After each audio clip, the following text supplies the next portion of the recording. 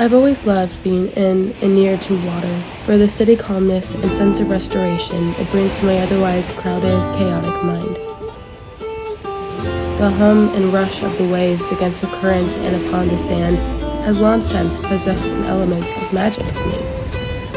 Perhaps that magic lays, too, in the balance and infinity the tides bring to this world, lifetime after lifetime. Mountains are like the sea in that way.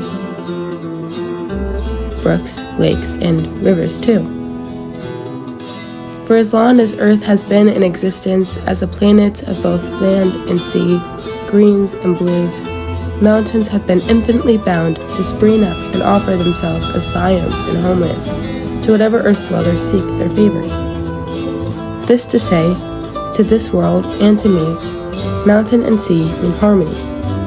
With merely the sight of them, I feel that harmony restoring the parts of my heart or my spirit that come to be lost, broken, or beaten down. I chose to study abroad because I craved restoration and reconnection, a reset, you could say. I love my life, but I needed time to think and explore my personhood as well as my subconscious, in a manner which felt almost entirely impossible with routine in my life in America. Parting with my friends and familiarity felt like a wrongdoing, but I knew in my gut that I had to go so that I could, in high hopes, become a more intuitive version of myself. I went in search of time to breathe and to become in touch with a deeper understanding of who I am. When I landed in Barcelona, I knew neither the language or the culture. But then the land spoke to me. It whispered stories of talent and pleasure, torture and grief. But above all, it told me and taught me of love everlasting.